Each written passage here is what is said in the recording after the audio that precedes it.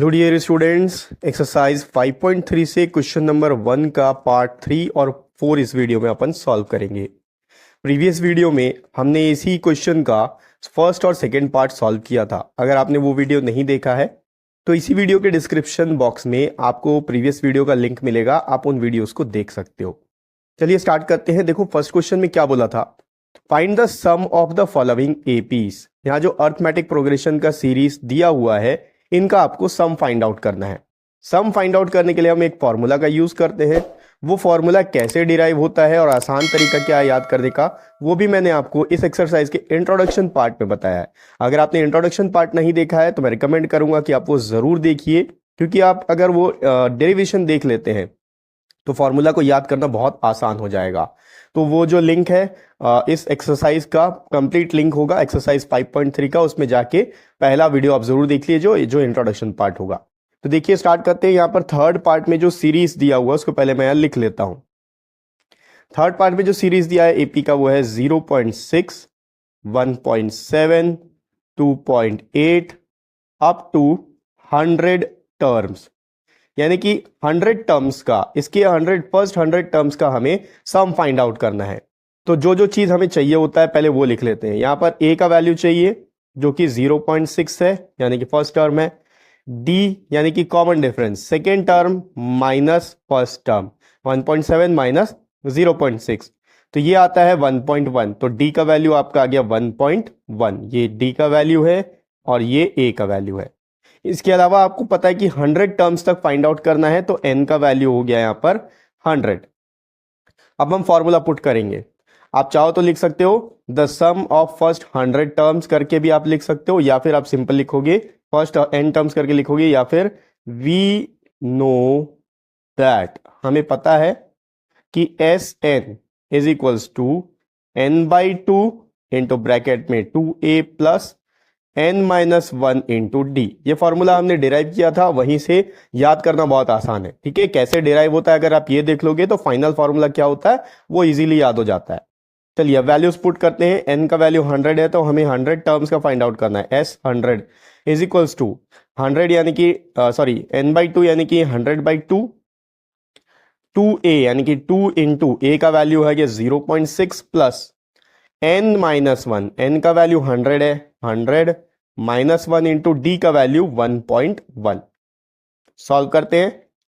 s 100 is equals to 100/2 50 हो जाएगा, 2 1 2, ये 2 5 10, 2 0 0।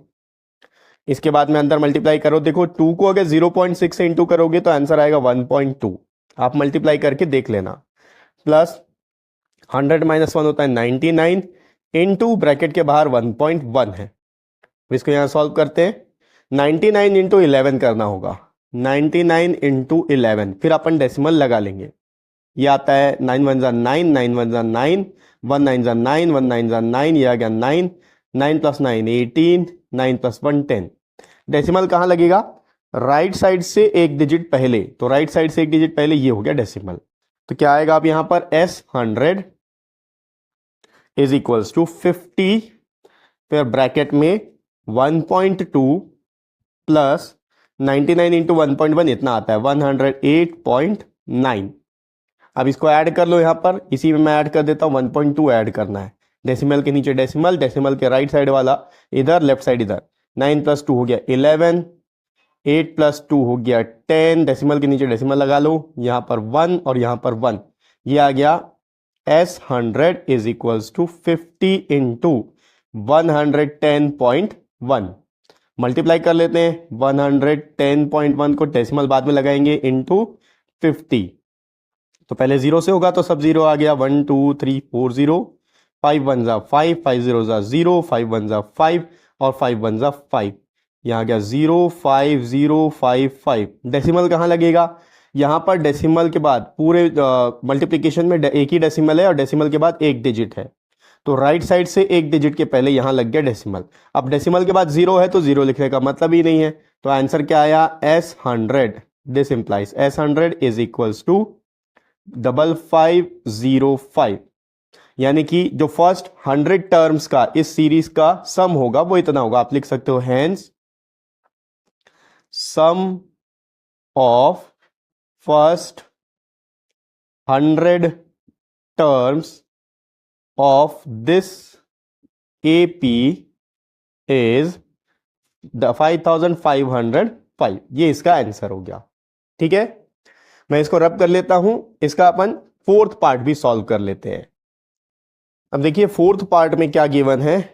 फोर्थ पार्ट में जो सीरीज है 1/15, 1/12, 1/10 अप टू 11 टर्म्स, यानी कि इस सीरीज के फर्स्ट 11 टर्म्स का सम आपको फाइंड आउट करना है। तो पहले फर्स्ट टर्म लिख लो, a इज इक्वल्स टू 1/15, यहां गिवन है। d हो जाएगा second term minus first term, 1/12 minus 1/15। LCM लेकर सॉल्व करना होगा। 12 और 15 का एलसीएम 60 होता है, मैंने किया हुआ है, आप करके चेक कर लेना। अब कंपेयर कर लो डिनोमिनेटर को। 12 के टेबल में 60 5 टाइम्स में आता है, तो इसके न्यूमरेटर को 5 से मल्टीप्लाई कर दो। इसका न्यूमरेटर 1 है, 1 इंटू 5 5 होगा। माइनस 15 के टेबल में जो 60 है वो 4 टाइम्स में आता है, तो इसके न्यूमरेटर को 4 से मल्टीप्लाई करो। 1 इंटू 4 4 हो गया।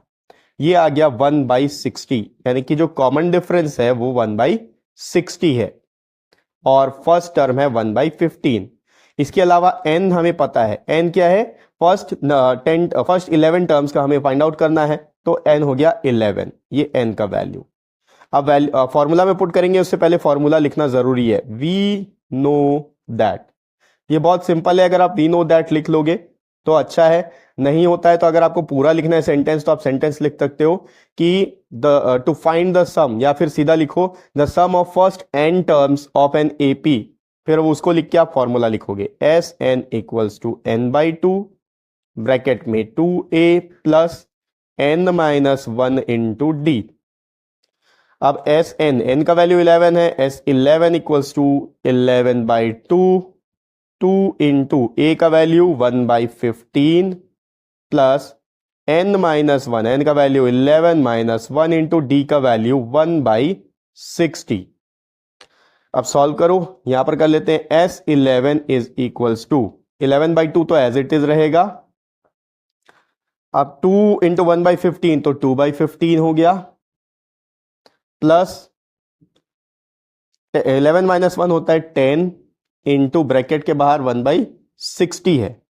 ठीक है, तो देखो ये 0 कैंसिल हो गया, 1 इंटू 1 1 होता है, तो 1/60 आएगा यहाँ। S11 इक्वल्स टू 11/2 ब्रैकेट के अंदर 2/15 प्लस 1/6। अब इनका एलसीएम निकाल लो, एलसीएम आता है 30। मैं निकाल के शो कर देता हूं अगर किसी को डाउट हो तो। 15 और 6 का एलसीएम निकालेंगे। सबसे पहला प्राइम नंबर 2 होता है, 2 से डिविजिबल है 6, तो कर लो 15 एज इट इज, 2 3 6। अब कोई नंबर 2 से डिवाइड नहीं होगा। अगला प्राइम नंबर 3 है, 3 से करो, 3 5 15, 3 1 3, अगेन 5 से होगा, 5 1 5 और 1 का 1, 5 3 15, 15 2 30, तो एलसीएम आपका आ गया 30। S11 इक्वल्स टू 11/2 ब्रैकेट के अंदर इनका एडिशन होना है, तो यहां आ गया 30। डिनोमिनेटर कंपेयर कर लो, 15 के टेबल में 30 2 टाइम्स में आता है, तो इसके न्यूमरेटर को 2 से मल्टीप्लाई करो। ऑलरेडी 2 है तो 2 इंटू 2 4 हो गया, प्लस 6 के टेबल में 30 5 टाइम्स में आता है, इसके न्यूमरेटर को 5 से मल्टीप्लाई करो। 1 है तो 5 1 5 हो गया। S11 इक्वल्स टू 11/2 इंटू, अब ब्रैकेट ओपन करो, 4 + 5 9 होता है, 9/30। ये देखो ये स्टैंडर्ड फॉर्म में कन्वर्ट हो सकता है, डिविजिबल है, यहाँ इंटू नहीं, हाँ इंटू है, तो ये कन्वर्ट कर लो आप। दोनों 3 से डिविजिबल है, 3 3 9, 3 1 3, 3 0 0। S11 इक्वल्स टू 11/2 इंटू 3/10 आ गया, तो S11 का वैल्यू क्या होगा, 11 3 33/2 10 20, यानी कि इस सीरीज के फर्स्ट 11 टर्म्स का अगर आप सम करोगे तो 33/20 आएगा। हेंस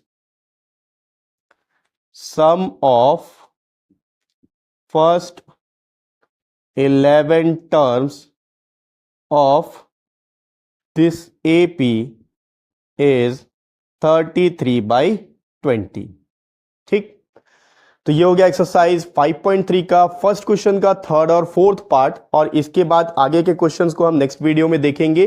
तो नेक्स्ट वीडियो का लिंक आपको इसी वीडियो के डिस्क्रिप्शन बॉक्स में मिल जाएगा।